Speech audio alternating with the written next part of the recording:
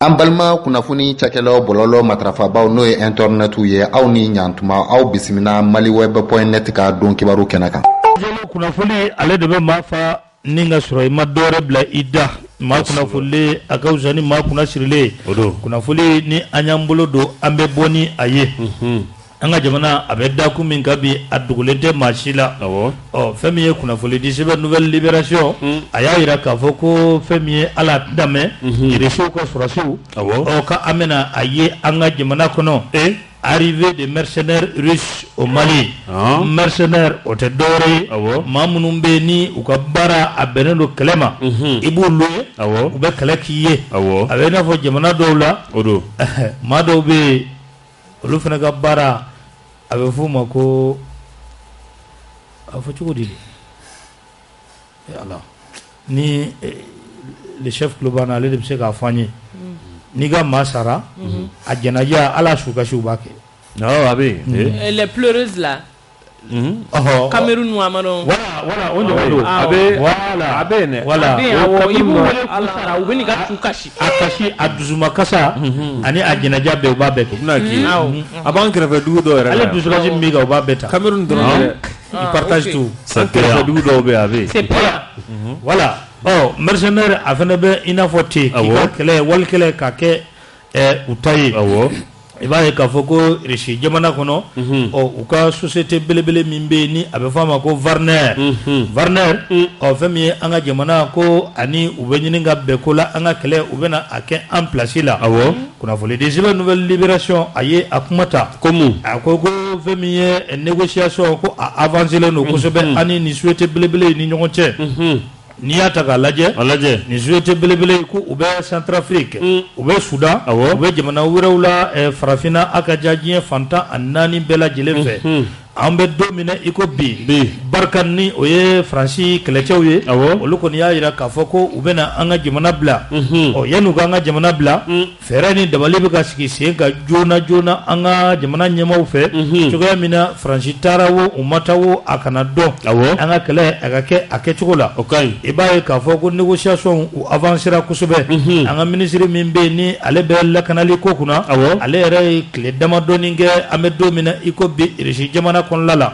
kumaw juru kun u bɛ ɲini ka ɲɔgɔn sɔrɔ nka n'i ye ko in ta k'a lajɛ Russie jamana u ye u ka condition olu fɔ n'i y'a condition ta k'a lajɛ a dagosi ka bɔ fo ka taa fɔ a to ten nka wari a man ka caya jamana ma janko lakana o sabatili la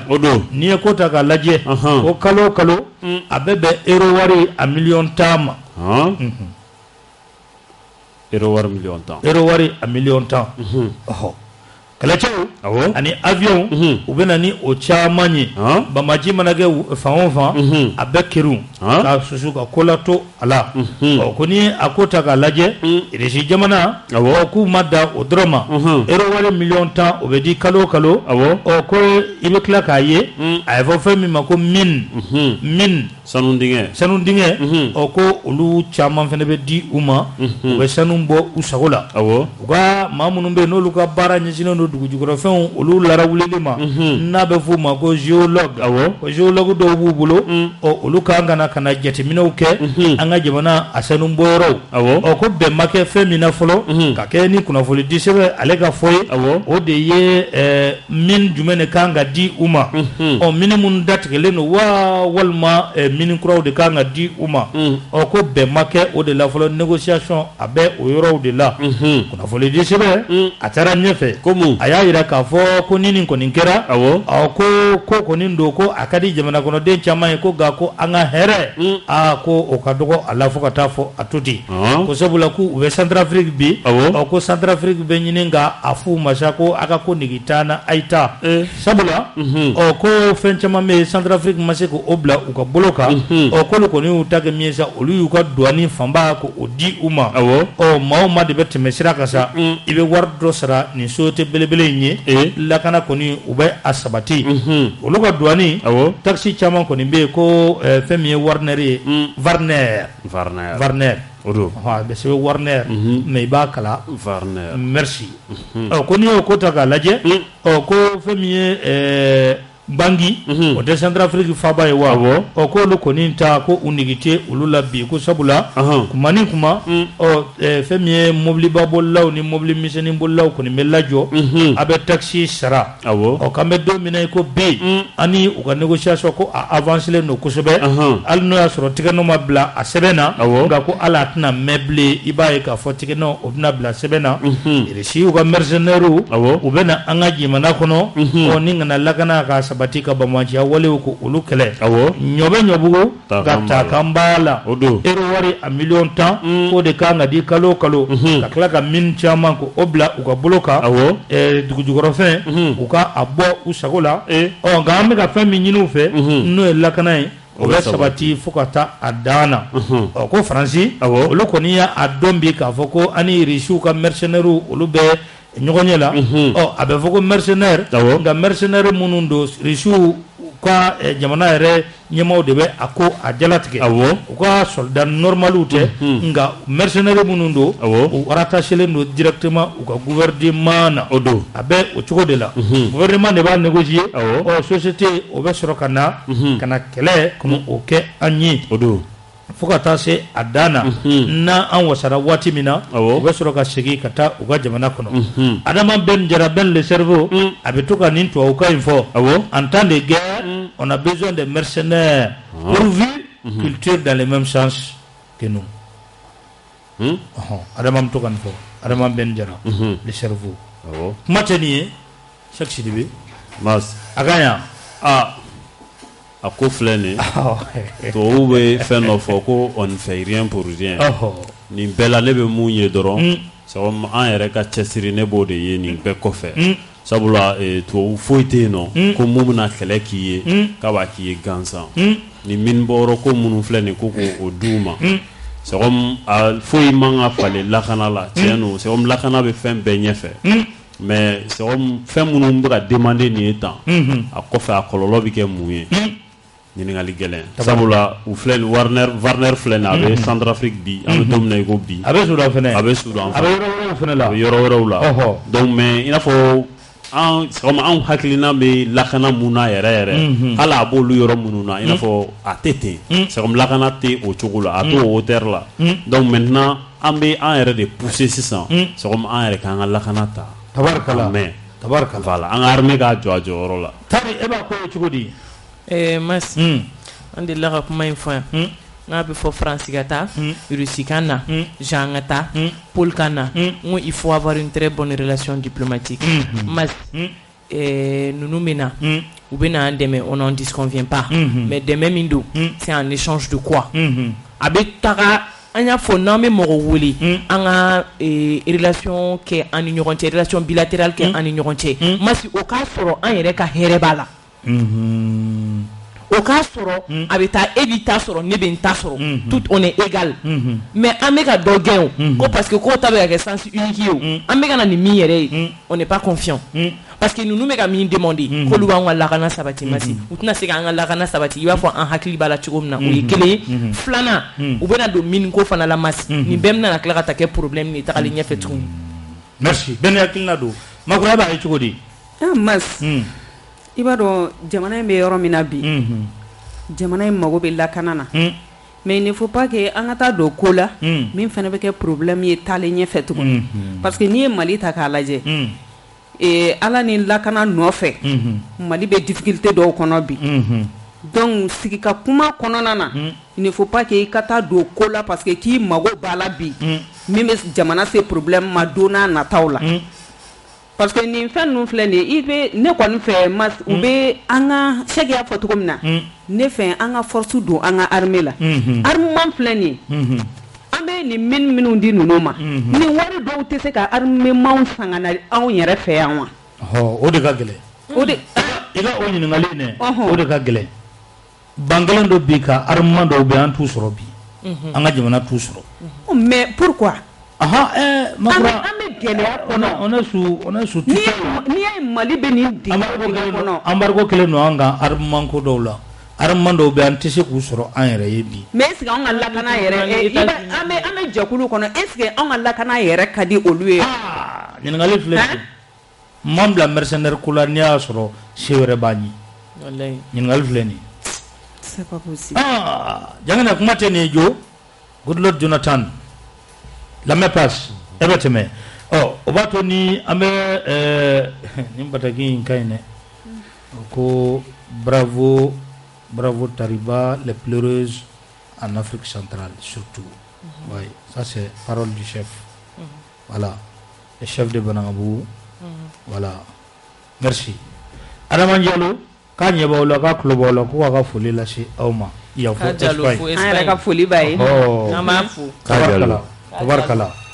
an bɛ taa ɲɛfɛ n'an taara ɲɛfɛ kunnafoli ale de bɛ maa fa ka sɔrɔ i ma dɔwɛrɛ bila i da jati maa kunnafolilen a ka fisa ni maa kunna sirilen n'an ye kunnafoliw ta i b'a ye k'a fɔ CEDEAO a ɲɛmaaw u ye ɲɔgɔn ye kɛ u y'a kɛ dɛ Goodluck Jonathan u kun ye ale ci ka na an ka jamana kɔnɔ ale y'i kɔ don an ka jamana la tarata araba ani fɛn min ye présidentw ye u ye ɲɔgɔn sɔrɔ ɲɔgɔn sɔrɔlen kɔ a ye dannatigɛli k'u ye a kɛra olu balen kɔ i b'a ye k'a fɔ CEDEAO jamana faamaw u ye kuma ta kuma talen kɔ tigɛ a ma don a na la u ko k'u b'a ɲini an ka gouvernement fɛ a ye fɔ fɛn min ma ko calendrier ka waati ka a fɔ waati min ni a jɛlen don ni siga t'a la k'a fɔ ko kalata a bɛna kɛ nin waati a kɔnɔla la u ye o fɔ o k'u bɛ fɛn min fɛnɛ ɲini délai min ni a fɔlen don transition jɛnya la ko a kana tɛmɛ o kan ko y'u kantigɛ da ye u ye o yira u tilala ka min fana yira sabula ciden bɔra yan ni kan min ye ka taa f'u ye u ye baara kɛ ni o ye ciden taara n'a ye u y'a yira k'a fɔ ko fɛn min ye an ka kalata ko foyi tɛ a yira bi k'a fɔ ko kalata ko a bɛna kɛ ka bɛn ni a waati ye k'u b'a ɲini gouvernement fɛ ko kow ka teliya joona ka kalata baaraw ko olu daminɛ joona ka bɛn ni février kalo ye sabula ko o de dati o kun fɔlen de don olu ye ko bɛn kɛra o kan sɔn kɛra o ma don tɛmɛnenw na kalata k'a bɛna labɛn minɛn min fɛ k'u bɛ fɛ fasoden bɛɛ lajɛlen ka bɛn o la n'an bɛnna min na n'an y'a dɔn min yɛrɛ ka ɲi ko ka kala ta n'o ye organe unique de wa CENI de wa administration territoriale de wa ko o bɛɛ bɛ anw de bolo ko nka k'an ka bɛn dɔ la jama fanba o mana bɛn min kan ko ka kalata ko o kɛ ni o ye assise nationale ko o min kuma bɛ ka fɔ an fɛ ko kosɛbɛ don ko ni a bɛ se ka kɛ ka bɛn ni kalata yanni o cɛ ye k'a ka kɛ n'a tɛ se ko ka a bila ko ni président kura min nana ko o bɛ a baara kɛ ka taa se assise nationale ka taa se réforme tɔw ma u ka kuma fanba a bolila réforme ko fana kan o réforme minnu bɛ yen minnu ka gɛlɛn fo ka taa fɔ a to ten ko k'a to ni président nana président min ni bolodenkɔni sinna a la kalata kɔfɛ ko k'a bolodenkɔni ko k'a to o ka réforme kɛ o k'u nisɔndiyara kosɛbɛ fɛnɛ bandaw ale ni Muktar Wan olu bilali la ka tila ka cabinet ka a dayɛlɛ u ye ko o diyara u ye kosɛbɛ ko minɛli minnu bɛ ka kɛ bi ko tiɲɛ don ko minɛli ka ɲi ko nka ko maa minnu bɛ yen n'u ye président ministre kɔrɔw ye ko ka maracogo nasugu dɔ kɛ olu la k'o tɛ bɛn hali dɔɔni ala tɛna mɛn k'u bɛ maaw bila ka na an ka kasobow lajɛ k'a lajɛ n'o y'a sɔrɔ o maaw u minɛcogo ka ɲi n'a ka ɲi a fɔra a banna n'a ma ɲi k'a bɛ fɔ ko ka minɛcogo ɲuman ɲini u la nka k'u tɛ n'u da don a la ka maa bɔ kaso la walima ko ka ko wɛrɛ kɛ o bɛ anw ka kiiri bolo k'u kɔni bɛ min fɔ ka gɛlɛya délai ko fɛn kana fara o kan o ka to a cogo la u ye nin de fɔ voilà kɔrɔfɔ filɛ nin ye kɔrɔfɔ wɛrɛw bɛ ka tugu a la nka ni kuma bɛ di aw ma n'aw bɛ kuma aw bɛ kuma walima an ka kɔrɔfɔ tɔ an ka o tugu a la de Mas ne bɛ fɛ ka kuma transition ko in na bɛɛ ni hakilina don ne kɔni ka hakilina ye min ye au lieu que transition fɔlɔ ayi transition CEDEAO ta CEDEAO ko ko transition janya ko olu ye wagati min fɔ k'a kana tɛmɛ o kan mas gɛlɛya minnu b'an kan yan CEDEAO b'o o difficulté ninnu a b'a kalama mais a bɛ ka démarche jumɛn kɛ pour que ka dɔ bɔ a la c'est-à-dire hali n'i ye Guinée ta k'a lajɛ ou troisième mandat brigade qu'est-ce que CEDEAO a fait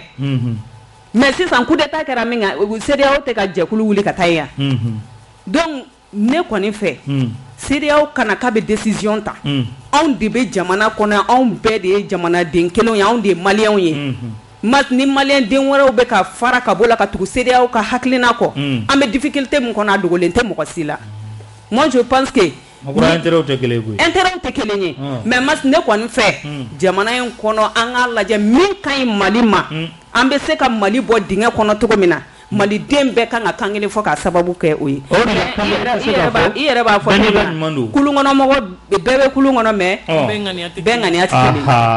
o de ye gɛlɛya yɔrɔ ye kuma ɲɛna ne b'a dafa dɔɔni a dafa to CEDEAO ko foyi ma labɛn pour an ka taa kalata la ko ɲɛ tɛ foyi la ka tila ka fɔ tuguni ko ka kalata kɛ février la o ye kalata sugu jumɛn u ɲininka kɛ u y'i jaabi o ne bɛ fɛ k'o de ɲɛfɔ an ye aw ko foyi ma labɛn ko pour an ka taa kalata la fɛn min kan ka kɛ kalo 18 baara o de tun bɛ taa kuncɛ kalata la o tɔ ye kalo 6 walima kalo 5 ye foyi ma labɛn o la mais aw ko ka kalata kɛ février o ye kalata na sugu jumɛn ye ɲininkali filɛ nin ye ne delila ka fɛn piste chronique dɔ senfɛ a dɔn a kuma bonyana ma ne ko foyi ma kɛ pour que an ka taa kalata la mais kuma kura tɛ o mais comme CEDEAO de y'a fɔ a balila dɔ la sinon foyi de ma kɛ donc na kalo 5 an ka taa kalata la o ye kalata nasugu min CEDEAO k'o ɲɛfɔ an ye tɛmɛ n'a ye tɔ ye ni ko n ka tɛmɛ n'a tɔ ye Cheikh on s'en parle ayi an ka taa Tari on s'en parle non ni an bɛ taa fɛn min ye Choguel Kokala Mayiga a ye bisimilali kɛ kunun maa minnu bɛ yen ni o ye lasigidenw ye les diplomates accrédités dans notre pays lasigiden jamana minnu lasigidenw bɛ an ka jamana kɔnɔna la yan a ye u fara ɲɔgɔn kan kunun ka walawalali kɛ u ye transition a taacogo la i b'a ye k'a fɔ baaraba minnu kɛra a ye olu ɲɛfɔ olu ɲɛfɔlen kɔ k'a ban waati min na a ko fɛn min ye transition a jɛnyali walima a surunyali k'o bɛ fasodenw bolo a bɛ fasodenw bolo cogo di sigikafɔ belebele min ni a bɛna kɛ n'a bɛ fɔ a ma ko assise nationale ANR ko n'o kɛra k'i b'a ye k'a fɔ ko fɛn min ye jamanakɔrɔdenw yɛrɛ de bɛ a décider k'a fɔ dɔ bɛ fara a kan walima dɔ tɛ fara a kan an mago bɛ kalata mina min na olu ko o bɛɛ ɲɛfɔ Choguel Kokala Mayiga nin ye a siɲɛ fɔlɔ ye a da ka se a ma k'a fɔ ko dɔ na fara a kan walima dɔ tɛ fara a kan nanzarakan na Choguel Mayiga annonce que les assises détermineront la durée de la transition assise o dɔrɔn de bɛ se k'a fɔ ko ni transition a bɛ jɛnya walima a bɛ surunya n'i ye o kunnafoni ko o bila kɛrɛfɛ i b'a ye k'a fɔ fɛn min ye Goodluck Jonathan ale min ye CEDEAO a ka ciden kɛrɛnkɛrɛnnen an ka jamana kɔnɔna la yan a ka tile fila taama a kun cɛtɔ la i b'a ye k'a fɔ a ye kunnafonidilaw wele kɛnɛ kan kunnafonidila dɔ ale ye ɲininkali kɛ a la k'a fɔ ko CEDEAO ani Mali transition ɲɛnani ko hakilina jumɛn bɛ u la ale fɛnɛ seginna nin kuma kelen kan ko fɛn min ye Mali transition jɛnyali n'a surunyali ye ko bɛ Mali yɛrɛ bolo sigikafɔ min ko ni a kɛra ko ni décision taara a kɛnɛ kan ko bɛ faso jama yɛrɛ bolo ale ye nin fɔ a ye kunnafonidila jaabi nin cogo in na n'an bɛ taa ɲɛfɛ kunnafonidisɛ min bɛ yen ko le point ale ye dɔ fara kunnafoni kan ale y'a jira k'a fɔ ko les jours de Choguel Kokala Mayiga sont-ils comptés à la primature ɲininkali tɔ min ka a gulon Choguel Kokala Mayiga jamana fanga ɲɛma yala ko a ka primature sigili k'a sera a dan na wa walima a bɛna se a dan na de a ye o ɲininkali kɛ ko sabula n'i ye CEDEAO ka wulikajɔ ta k'a lajɛ k'i b'a ye k'a fɔ CEDEAO bɛ fɛn min nɔfɛ bi o de ye voter u ka kɛ a kɛcogo la a kɛ kuma la kuma min ni o fɔra k'o ye parti politique dɔw yɛrɛ fɛnɛ hakilina ye koyi kɛrɛnkɛrɛnnenya la parti dɔw taara u tɔgɔ ma sagajigijɛ tɔn ni o ye parrainage Baba Cɛbile ale ka tɔn don fo ka taa se Bugunikaw ka belebele ale bɛ tɔn min ɲɛma yala bi Blaise ayi Blaise tɛ ayi ale tɛ tɔn ɲɛma ye Bugunika jumɛn jɛn ne b'a dɔn Cɛmɔgɔ merci professeur il est professeur il est professeur Cɛmɔgɔ il est professeur dɔ kɛ Adema non ale tɛmɛna doctorat la professeur a titre de titre de do diplôme de diplôme de diplôme et c'est diplôme d'antidoctorat titre honorifique do o de do kɛ a bɛ attribué la pendant mais nay ne jadem se ga afo ma professeur ma ay ate fi ma professeur ay ñingal do sa ne ga ñingal leke titri mu fana do ate dite ngui itege docteur ma je ay bajil ma doctorat ni fal golo be gele bajil o fa aka nga docteur non le doctorat ça professeur kon kay anto farato waga comme professeur Kadaye donc professeur Brahma comme jangine ta inventeli la ya dongo do am fana be ni dai la ayo franto waga professeur Brahma ye Musa mi fassa o kadi ni zona professeur Kadaye to ko rosa ini professeur do ndina donga bonyo yani lo tigi ya akala no dayo non mas Musa ko ka fi ma ko professeur Jack ko ka dai la ko professeur Jack professeur Jack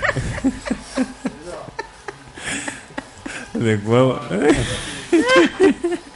professeur Jack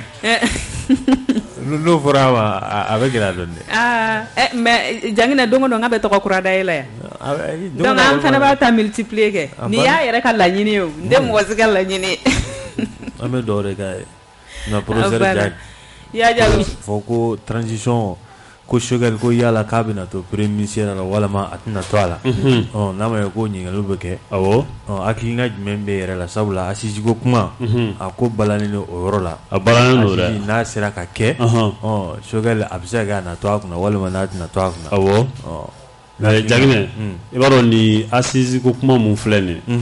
sogom bɛɛ kan ka fara ɲɔgɔn kan sogom yaasa ni assise bɛ se ka kɛ succès cogo min na sabula a kɛcogo a kɛ wagati sogom ani a bɛ kɛ lahalaya mun kɔnɔ sogom o bɛɛ ɲɛfɔlen kɔ mɔgɔw ye sogom intérêt mun bɛ sɔrɔ a la sogom déjà o dɔnna ka ban mais mun ye Choguel ka toli fanga ɲɛmɔgɔya la halisa i n'a fɔ o ɲininkali mun tɔ min sigilen filɛ mɔgɔ si tɛ sini dɔn mais mun ye a ka to yen ou bien a kana to yen nɔ ou bien transition dirée ka janya ou bien a kana janya ni maliyɛnw bɛɛ y'a décider k'a fɔ ko dɔ ka fara a kan dɔ ka fara a kan foyi t'a la sabula jamana bɛ lahalaya mun kɔnɔ bi n'i y'a ta k'a lajɛ sɔgɔm insécurité totale de bɛ yen n'i y'a mɛn i b'a fɔ ko i bɛ taga fɛn kɛ k'e bɛ taa campagne kɛ yɛrɛ kofɔ ninnu ni fɛn ninnu kɛ ni élection sera o de bɛ dabɔ yɛrɛ kofɔ ninnu de bɛ dabɔ donc maintenant e bɛ taa yɛrɛ kofɔ kɛ min insécurité la an bɛɛ y'a ye élection législative tɛmɛlen Sumala Sise taara yɛrɛ kofɔ la Ɲafunge mun y'a sɔrɔ bɛɛ y'a ye donc ala k'an kisi o ɲɔgɔnna ninnu ma donc maintenant ni insécurité bɛ yen nɔ il faut que fɛɛrɛ de ka ɲini o la fɔlɔ a kɛra cogo o cogo hali ni a bɛɛ ma se ka dɔgɔya sɛgɛn caman ka bɔ a la insécurité ka dɔgɔya yɛrɛ kosɛbɛ donc an ka sɔrɔ ka taga kalata la donc a kɛra cogo o cogo o la nɔ bɛ sɔrɔ ka bɔ nɔ bɛ se ka bɔ ko la o la sinon n'o tɛ a ma nɔgɔn ni ɲɛ tɛ ɲɛla la an ka to Burama ka kibaruya tɔ dafa awɔ an ka taa n'a ye bariya an b'a a lajɛ ni ka tɛmɛ ni a ye ni ka a dafa i b'a ye k'a fɔ kunnafoni di sɛbɛn ko ten ko les jours de Choguel Kogala Maïga sont-ils comptés à la primature a ye ɲininkali to min ka a gulo CEDEAO ko bɛ wuli ka jɔ la bi CEDEAO y'a ka laɲini olu bɛɛ lajɛlen fɔ u bɛ fɛn min nɔfɛ u y'o fɔ n'i ye o ko fana ta k'a lajɛ wuli ka jɔ o bɛ ka kɛ zonba kulew olu fana nɔfɛ bi o tɛ maa caman ka jimisira fɛ ko n'i ye o fana lajɛ organe unique maa caman bɛnnen tɛ o la n'a kɛ fɛn bɛɛ lajɛlen bɛ ka fara ɲɔgɔn kan fɛn min ni o bɛ na a to ni danbe siri Choguel ale ka baara la kunnafoni di sɛbɛn a ye ɲininkali to min ka a gulonnen to yen ko yala ko nin fiɲɛ belebele saba in Choguel na se ka kisi nin bɛɛ lajɛlen ma ko ɲininkali to min ko a bɛ yen nka Choguel maa don maa min ni fɛɛrɛtigi don nin bɛɛ lajɛlen fɛɛrɛ bɛ a bolo don n'a nataw la nin ko a na jɛya fasoden bɛɛ lajɛlen ye a bɛ jɛya ni dɔgɔtɔrɔ de tun bɛ kuma la dɔgɔtɔrɔ tun bɛ k'an wele docteur Umar Mariko parti Sadi ale ɲɛma o don a ɲɛmaaba don a ko kumaw bɛ yen yana ka taa ɲɛfɛ kumaw bɛ yen an kun ye kibaruya dɔ di a di dɛ professeur a diplôme a bɛ yen awɔ c'est des qui fait des a bɛ koyi des recherches académiques scientifiquement ou donc a bɛ professeur bɛ comme n ka kalan ma taa yɔrɔ jan n fɛnɛ dɔɔnin quoi ni an bɛ a kɛ to ɲinikɛ maaw fɛ a diplôme a bɛ yen dɛ a bɛ yen awɔ mais comme an fɛnɛ b'a fɔ dɔ ma ko professeur n'a fɔ mas bɛ mɔgɔ caman wele plateau la yan nɔ a bɛ f'u ma ko professeur weleli cogo b'a la voilà n dɔgɔnin yɛrɛ filɛ k'a fɔ enfin Youssou Koulibaly par là ya agogo ko mas professeur Mas il a dit voilà professeur Mas bangira mer muso fana côté ko professeur Mas ouais ni fana gale lolo tigi professeur bon Ali Boli ale fana ko professeur Mas voilà ni gale mo buga a fait goy ni gale lolo tigi de voilà ni do nyaw bengale ngale voilà akaka a fo ma goy professeur to kan kadi goy agra lolo tigi saba jaw ne no le fangle be olu be kle boro la ne ba bi yoro la te fangle be ya am tasugula walba antitani kuna foli atodra ma kelendro ka a confirmer ko professeur e me ka le dro nga confirmation kono ale a confirmer dro me welala ki ma ay atiki bare do e ga kalani Einstein nga kalani kilian den Albert ay o dona bela bon amu ma kalana su kelenge sa o professeur salva o le professeur ay no le sa ate sa fima professeur ite ni jagi no atira fo chema ko professeur Tony Jake fonema iga Tony Jake agent de terrain c'est anti terroriste maga tiki kono hein maga tiki kono maga tiki ka fe maga bini jore voilà maga Tony men hein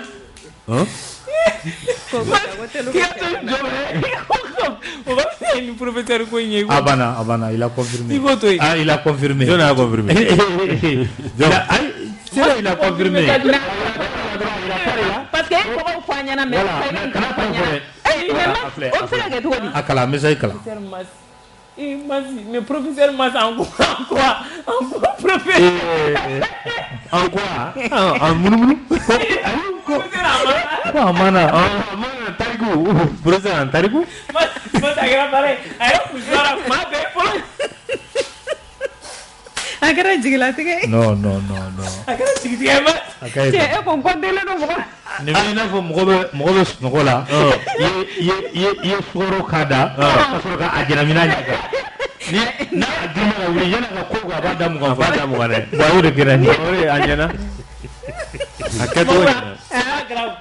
professeur dans quel domaine professeur en tarif en mana non ça moi si ça c'est chaud ça ya do batagi jigi ga basigo ka don la gal be fo wat me fe ko kata basigo non il n'est pas invité na soro ko nugo ba kun keleno ka c'est virtuel il n'est pas invité basi virtuel lo de son histoire de Bachi là c'est pas virtuel il est là pendant jusqu'à quelle heure an me jigi jona juma ko ma kuno ama delega dungui ay am nen ya me jigi jona juma non ma femme ndunro voilà mais jengenge iba kalama mas nye Sidi Kunta ay kanu takala ne oti brangue c'est mon brangue Mas devient le professeur de Casa de Papel les dames sont de Casa ni Casa ko ipo et Nairobi nyaka wala nyapa Dangina tu choisis ton nom jengne bige fin yana brangue den voma Ibrahim Goudrou comment Sidi Kunta comment asna Casa de Papel décrit le professeur de Casa c'est quoi tu connais pas avion Casa tu es en retard Nairobi et aide ou avion Casa Dangina toi tu choisis ton nom voilà pour les dames sont quoi bon ay jangana brangue do Ambrangue dames sont non Nairobi sont des grands hommes brangue do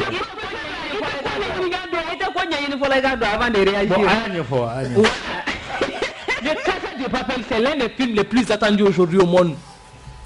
Tiens, vais t'arrêter la brancher les nourrir. Quoi? Le plus attendu au monde. Le Casa de Papel à Bora l'autre jour, à Biame Dom Narachani, combien de milliards de vues? Allez, t'es gagné. Bon. Merci. Professeur. Aïe, c'est bon. Merci. Merci pour la considération. ana nga papi ko magla yo na mo plumo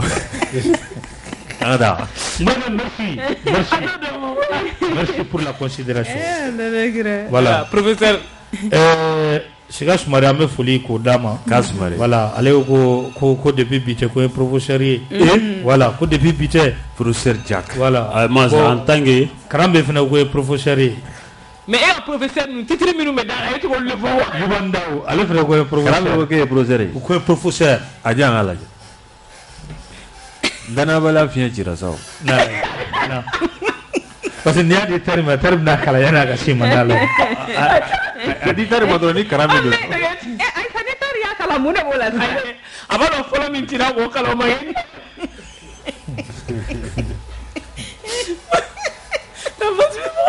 che ko be ka mo kele ne kono ko ga confirmer o confirmer ni ba mo ni ngale da kono karame kuna foli ala se ko professeur en communication avec son moment o koni la on est d'accord amo gradé de mo kuna foli ale de be ma fa ka sore ma dore bla ida ko na foli disba les french ay babu ka boga bi komu akoko femi ministre mi nale ga chanye shi no kiri anin kiti koma anga jamana kono lala aya ayira ka fo o ko wuli ka jo o de be ka ke ambe domine ko bi kiri fe ma o mabe ka fo ki furba wari ka adu ibolo flala o sharia re be ka ta akoka ma ibolo fem be la jile o kamine ila fen kura mi no be na faraka o ko ali bolo fem mu bi bolo ka soro ima shweli ke o ko o be fene be mne ka faraka Jadi de ay ni mani iye bolo fem mu soro shweli la olu be mne ila no ma bo korole mu mi bolo olu mu be mne ima munu soro la depuis ma shweli ke mu mi bolo ka be mne ila bashito la ashara ka ne akala je kany ayde ama ko lutte contre la corruption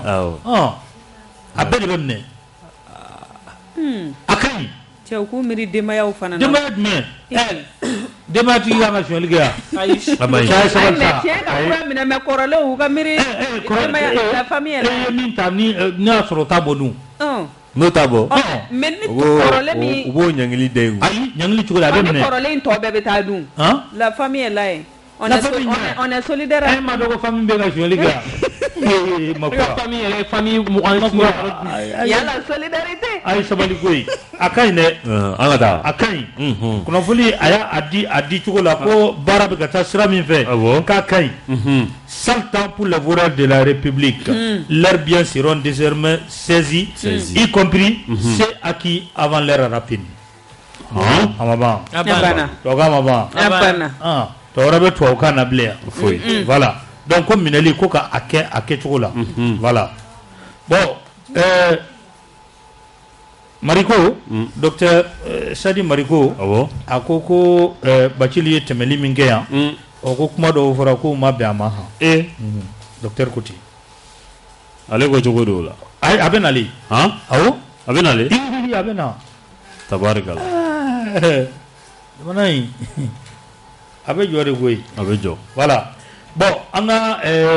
kuna fuli laba ante odi ni nga soroka tani babuye adi voilà niye eutaka laje oye femiye ablay kone ale kuna andasira ni korofo ima anga malikura akeneka on ga ambe klaka shika kambi shabula nanzara côté la répétition est pédagogique merci odo femiye sirawo temeli minge en fait temeli akunchele ibaye kafo baraw olukera wala li akera primature veneo e premier ministre akachake dai yenye folige yenye foli mimato faso den klinglen bela gile miseka afamu premier ministre ninka ko belebele flabe alabi abefe oluka ke afolo o jume assise national no ye shika foba min keneka welebna bla faso den klinglen bela jelema bekana itafo I hakilna mi faso jolela ikana afo belebele ba fulana oye organe unique de gestion des élections chakada kele mi ni abena fena be femi no oye kalata mi premier ministre yere akafola ni abna ke kalata mi jabi bebe faso den famba abela jelema wakoni ko taka laje wele abena bla bela jele ma jamana in kono lala mawbe wele mawkana u haklina ulu fo keneka o ni haklina u fora o abela jele meta teme nyemisena ninga tente ninga bara ko okeni aye senikaw ulu wele lendu muso jeklu ulu wele lendu demiso ngaton ulu wele lendu mamunu be ni ala yo sigiro be nga togodawma nabe fama ko le moni rural ulu welelen do le monde des affaires munun be ni o dabe jagola olu welelen do les organisations de la société civile olu welelen do le monde culturel seko ani dongo tiglamaw welebe bla oluma les universitaires mamunu kalalendo alnu talona u siendengoni abe isebe olu welelen do les religieux dine nyamaw olu welelen do les confréries traditionnelles ote donzo yewa shomaw domaw komotigo anato les chefferies traditionnelles nous anga dugutigila kawye wole ablaleno uluma les personnes vivant avec un handicap mamunu garsiga keleno lujurai wole blalendo uluma les chambres de métiers et les chambres consulaires nimbe weleleno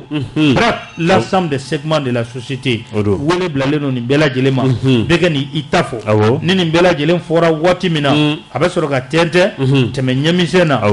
conférence nationale munun kera ka teme fe munun fene kera na fa mako dialogue national conférence d'entente munun kera ka teme concertation munun kera o be jabi fene be frani jabi ka o ninga soro ka wuli ka joke jamana abe josi croix minta obe soro ka fo ni ko ta ka laje o iba ka fo hakilna croix munun be na fara krolew ka bela jile ne be fara nyogonga ani M5 RFP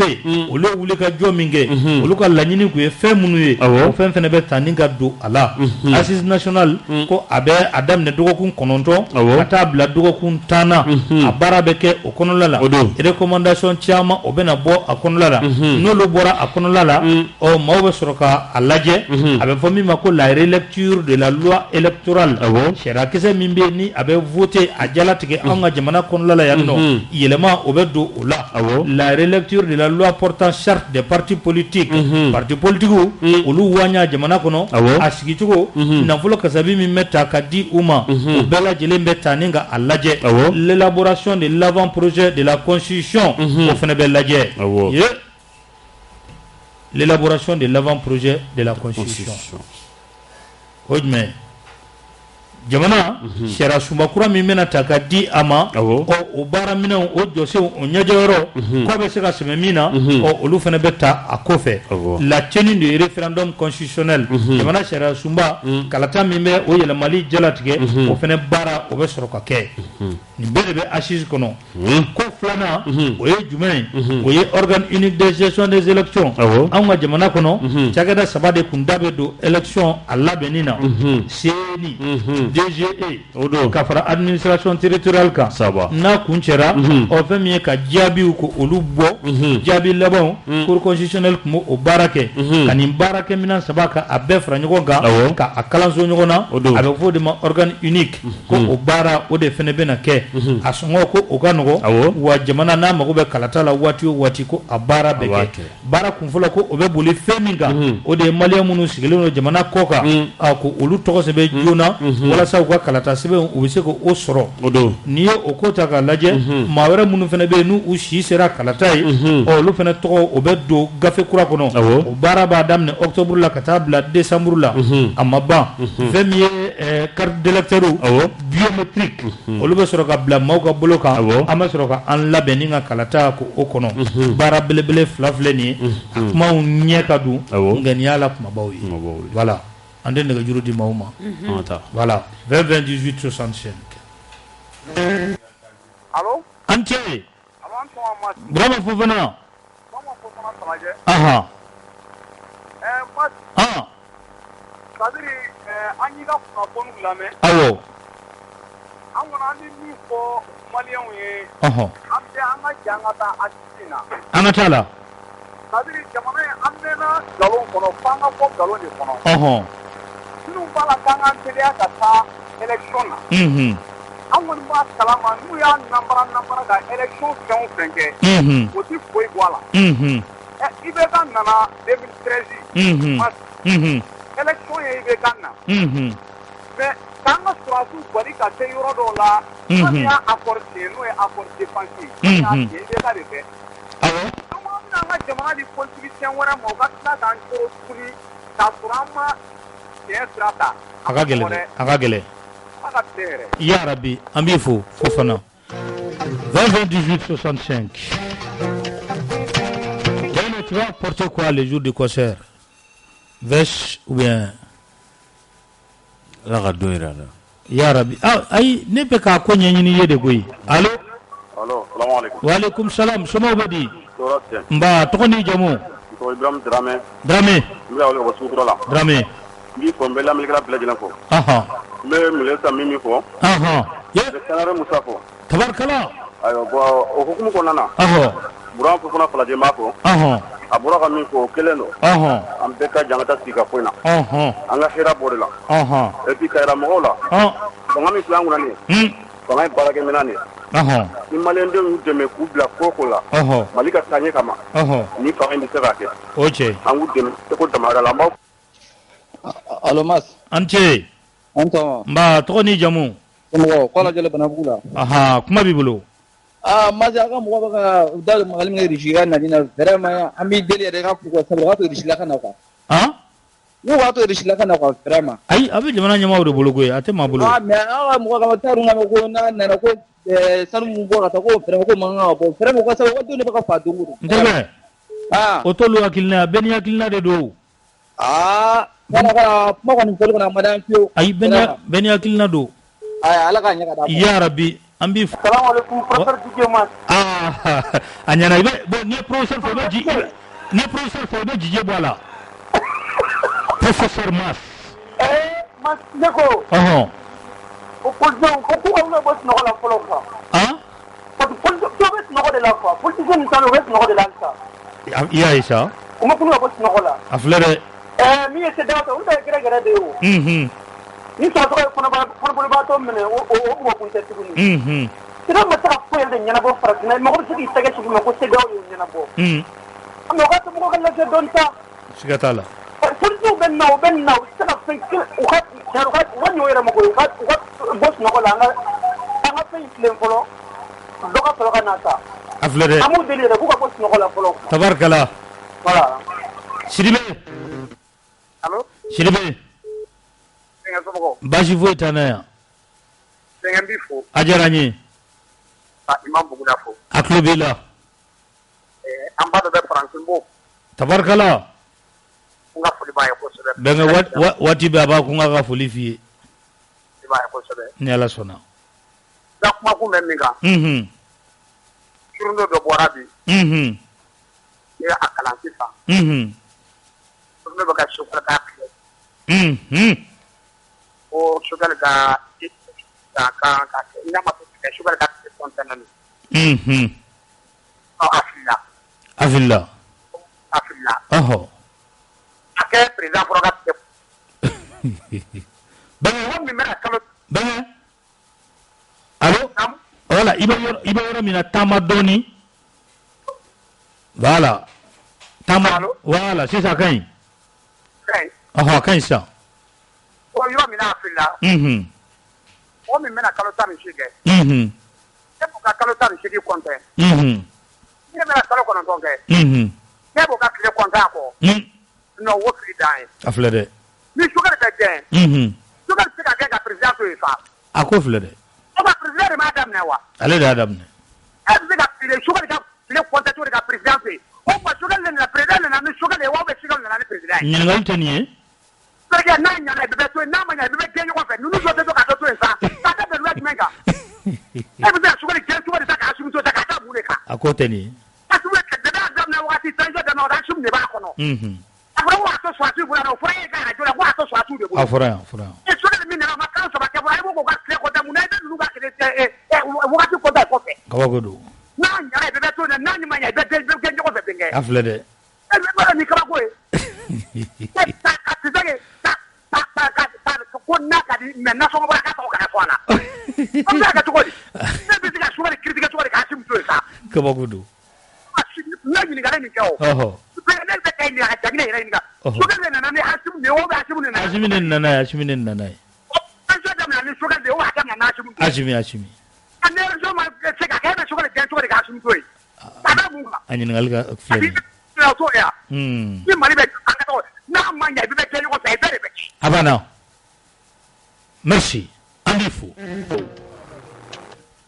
allo yuba so ma sini so ma somo bedi Bashi ta alhamdulillah. Ambi fure iye professeur Folimi. Non, il est professeur en communication. C'est Jaranyere. Professeur des enquêtes. Ama be do ma de. Non, afa ga bo ma. Ama be do ma ya. Te bashi ka ga bo ma anterge jangine ani. Fu mo shi sama tellement ngama be ma. Non, ka ga bo ma.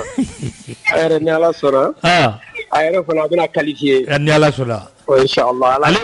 Allez maîtriseur de flow. Non, abina don. Voilà, les maîtriseurs de flow. Voilà. Afana iga mo lulu be dole no baraina. Tabarkala. Vraiment me do de ke albi ala ga shini ke. Amina rabbi amina. Albi ala ga sawarata de arabu. Amina. Mi ga auditeur chama am so ma bela jelefo. Beklo bila. Mas memi fo politicien nga kula. Ka giring ta élection na. Kata munke katu yere fere mo do ma tuna nyote c'est pas pour être candidat quand même. Nate koroka simga kuma nyana de. Parce que anye nunu ye. 2013 ya. O ma ke candidat ye. Wera ga parti mo mi nge candidat ye. Klala go kele. Kata mo wera soutenir. La même chose 2018 là, o ma ke candidat tuni. Kata ge mo do ga directeur de campagne ye. Akira. Ka klala mo do soutenir. Awere au sein du parti modo ko kube ke candidat ayo korongo bla ko te ke candidat kata parti wala le parti min bora awere nga chorba to fode masa kero o dugu suma ko dugu maje mas ma biena ne pare na ke o mata yuwa yagla donne mas ne pare na ke wallahi yayi ne pare na ke wallahi ne pare na ke atete be ko ne parena ke wa communication kono nyemi nge parena ala kele ne ba don wallahi tabarkala communication kono ya tabarkala mais na me politique ke angata politique olu yere shibe azimela olu kan ga exemple de bi en mode olu man kan ga tu intérêt personnel ko tu jamana koy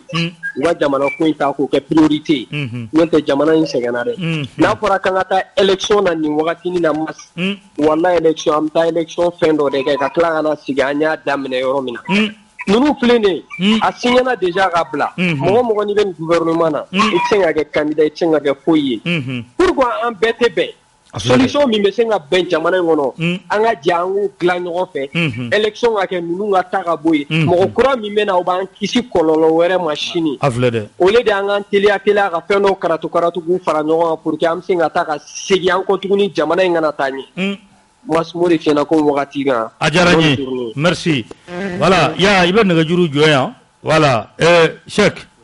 c'est le samedi à 8 hein. Voilà. Tu veux faire quoi? Il part où dit? Non bon. En tant que là Kosovo. Voilà. Donc on a un cancer.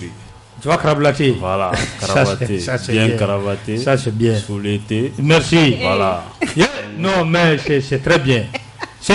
le samedi en 8. Le samedi en 8, le 18 septembre. Très bien. C'était des enfants, on Très bien. Ni à la sonne. Bébé ira. Bébé ira, Kenega, Senjanvé. Et Vangi, il coumeni, morceau de meni. Non, bon. Après, la fladong likala. C'est bien. Voilà. Comme il y a fly à Bana. Abada. Voilà. Je me vois que tu as matin au Gabri. Il y a un mec qui m'a donné Imnera. Non, Imnera. Non, j'ai oublié. Omo.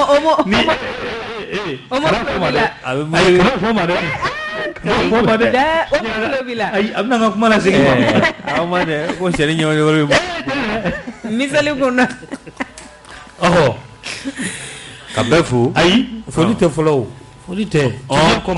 Tu viens comment? Non, mais d'or que Borni. Angoni Mouchar Belebe Memulumo Blanga et Gouba. Ebe Koumeni me. Muga Mouchar Belebe Blanga Gouba. Kala Ngana. Ni Kala Fimante. Il y a le fogi. Aïe, tu veux venir. Du moins, le Kala et qui fait. Non, n'est pas sous l'eau. Ni mengari ni nyenogori jagna avaranya ki kusabala la de kene ka kusabala balana avaranya ki kusabala de ay non ni mu kala la droit ame makora ko nta donne no di dadi tari eta me tari makora drone ta photo te Moi je te vois venir.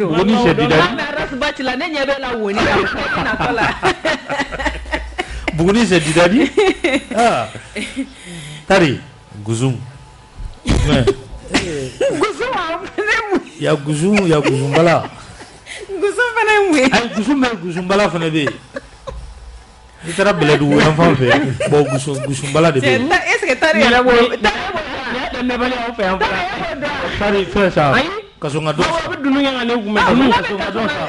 Kasonga do ne ke. Kai ga dunu ba. Voilà, kasonga do. Bo ke kan kuma me bugun ta fe sirga poplin jama tru sa. Kasonga do, voilà. Kasonga tege nu fli tanga soroga. Ay tege kana sema de. Depuis gile. Tege kana sema do ne. O kuma la sa. Kuku ga musaru fra nyonga. Abana. Ah nyon soro yi. Ah le 18. Le 18 bega bo doro. Ala ga shijo ka ko. Bega bo. Nero. Foli da kurnya kele. Foli ke. Kala ba befo. Ala ka juma wara ira. Tari. O kuma ko ni kuma mbulu. Ala ka juma yere sa. Masa me bela jelen fo. Ni ala sona. Be ka ta buguni mariage la be invité. Awo. Te mas kana ko sisa to ala ne te famu ya kwa.